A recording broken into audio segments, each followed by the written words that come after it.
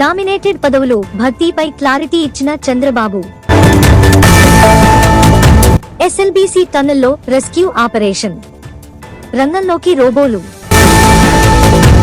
AP assembly committee హాల్లో CM Chandrababu అధ్యక్షతన TDLP సమావేశం జరిగింది.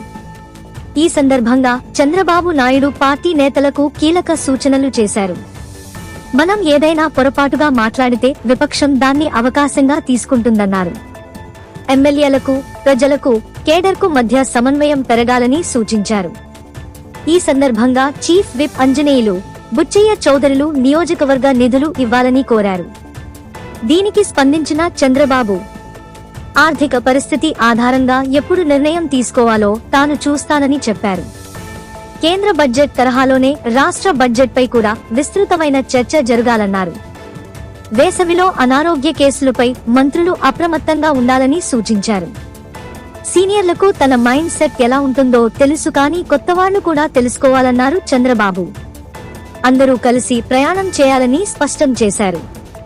సమైక్యాంధ్ర ఉద్యమ సమయంలో కూడా అందరూ తనను రావద్దని చెప్పారని, చివరకు గురజాల ఎమ్మెల్యే యరపతినేని శ్రీనివాసరావు సమావేశం ఏర్పాటు చేసి తనను రమ్మన్నారని గుర్తు చేసుకున్నారు చంద్రబాబు.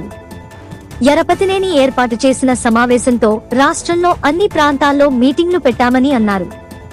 అప్పుడు ప్రత్యర్థుల కుట్రలను కూడా యరపతినేని సమర్థవంతంగా తిప్పికొట్టారని చంద్రబాబు అభినందించారు. ఇక నామినేటెడ్ పోస్టుల భర్తీపైన చంద్రబాబు క్లారిటీ ఇచ్చారు.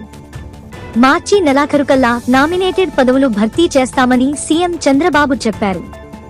సాధికార కమిటీ సభ్యులకే నామినేటెడ్ పదవులని తేల్చి చెప్పారు.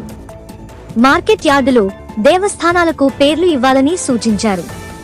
పార్టీ పదవులు మహానాడులోపు పూర్తి చేయాలన్నారు.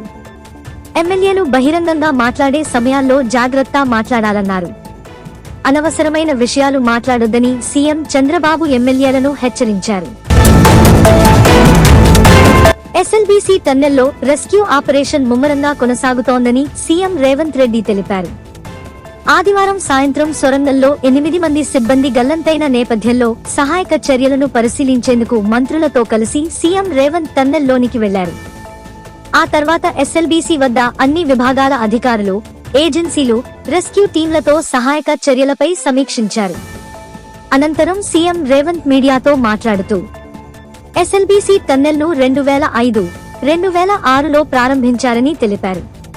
2014 తెలంగాణ ఏర్పడే నాటికి 32 కిలోమీటర్ల టన్నెల్ పూర్తయిందన్నారు.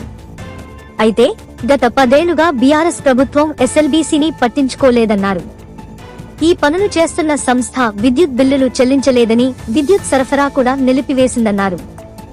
దీంతో గత 10 ఏళ్లుగా టన్నెల్ పనులు ఎక్కడివక్కడే నిలిచిపోయాయని సీఎం రేవంత్ తెలిపారు. నల్గొండ జిల్లాలో ఫ్లోరైడ్ ప్రాంతానికి కృష్ణా జలాలు అందించాలని నిర్ణయించామని, అందుక కాంగ్రెస్ అధికారంలోకి రాగానే ఆగిపోయిన ఈ ప్రాజెక్టు పనులను తిరిగి ప్రారంభించామని రేవంత్ చెప్పారు. అయితే అనుకోకుండా ఈ ప్రమాదం చోటు చేసుకుందన్నారు. ప్రమాదాలు జరిగినప్పుడు రాజకీయాలు చేయడం సరికాదన్నారు. బాధిత కుటుంబాలను ఆదుకుంటామన్నారు.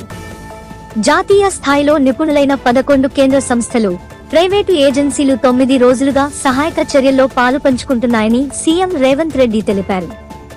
గల్లంతైన 8 మంది ఆచూకీ ఇప్పటివరకు తెలియరాలదన్నారు. ఈ ఆపరేషన్ కొలిక్కి రావడానికి మరో 2-3 రోజులు సమయం పడుతుందన్నారు. కన్వేయర్ బెల్ట్ పాడవడం వల్ల సిల్ట్ తొలగించేందుకు ఆటంకమేర్పడిందన్నారు.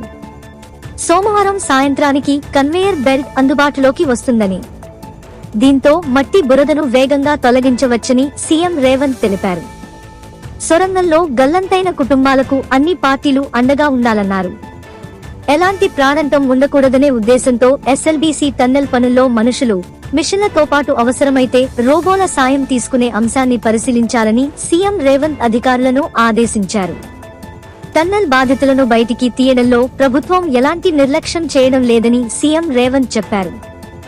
బాధితులకు ప్రభుత్వం అండగా ఉంటుందని స్పష్టం చేశారు.